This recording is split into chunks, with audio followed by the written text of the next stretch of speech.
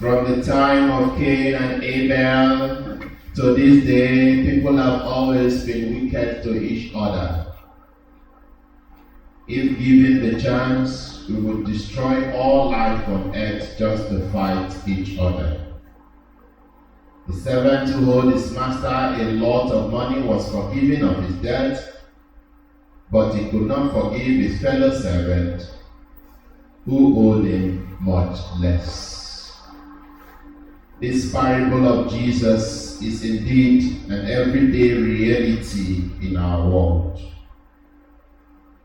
If God could be so gracious to forgive me whenever I cry for mercy, how come I cannot extend a hand of mercy to my fellow brothers and sisters when they ask?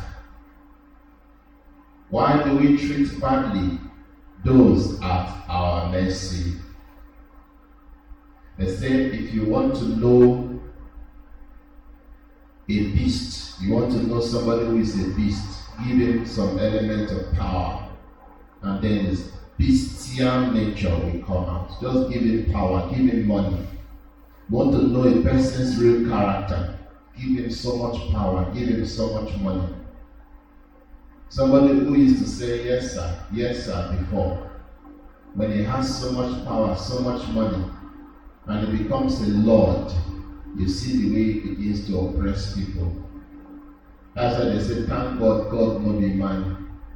Because if they say God na man, or if they say man fit be God, that man is wicked. Why? Why is it that the moment we have power, when we just have a little power, we become ferocious animals? We are no longer able to reason anymore. We are no longer able to have mercy on others. Why? Why do we treat people badly? Some of us, we treat our house help and housemate very badly. Very badly. I saw a video one time on WhatsApp.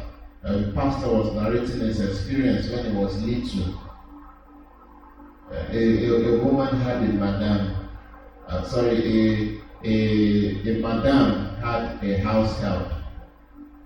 So there was food that she prepared and nobody ate the food. So the food went bad.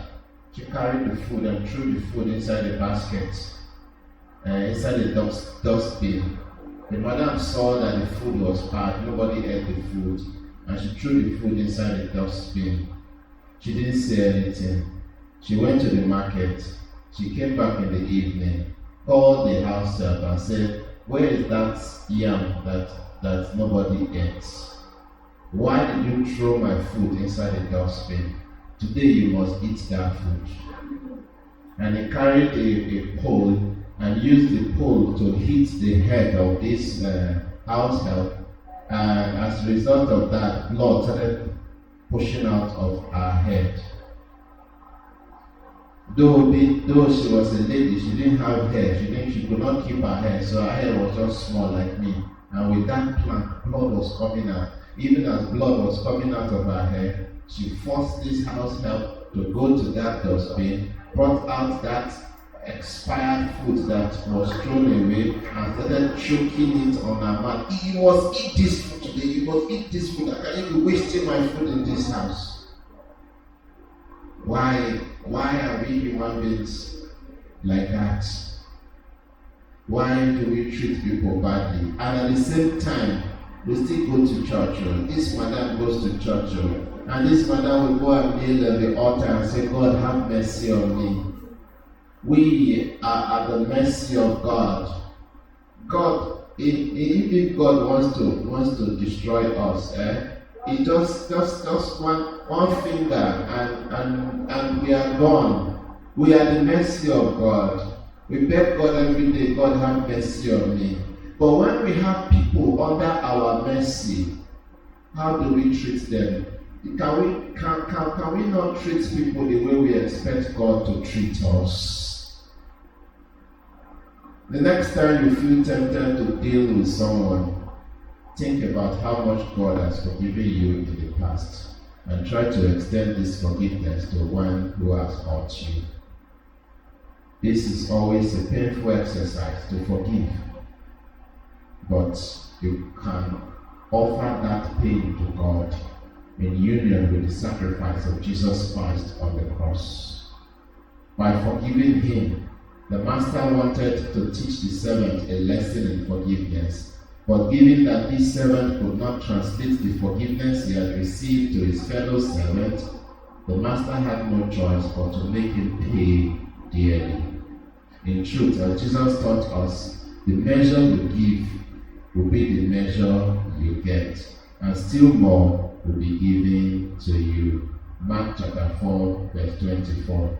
Again, Jesus says, do to others as you would have them do to you. Luke chapter 6, verse 31. It surely makes a lot of sense to revenge on the wrongs done to us by others, to teach them a lesson, or to show them that we are not to be toyed with.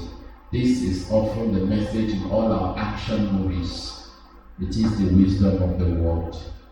However, as Christians, Jesus expects us to operate with a higher level of wisdom, one that sounds foolish to the world, a wisdom that forgives, a wisdom that turns the other cheek after receiving a slap, a wisdom that says, Father, forgive them, for they know not what they do.